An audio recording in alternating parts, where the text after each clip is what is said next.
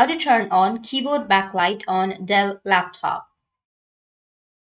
So if you want to turn on the keyboard backlight on Dell laptop, then what you need to do is you need to use Fn plus up F2 or the Fn plus down key F3 keyboard shortcuts to adjust the brightness. But that's for brightness. But if you want to go with the keyboard backlight, you need to press Fn plus F10. But Fn is not needed if the function key lock is activated to initialize the keyboard backlight switch. The first use of the above key combination will turn on the backlight to its lowest setting. Additional pressing on the key combinations will cycle the brightness settings through 25, 50, 75, and 100%.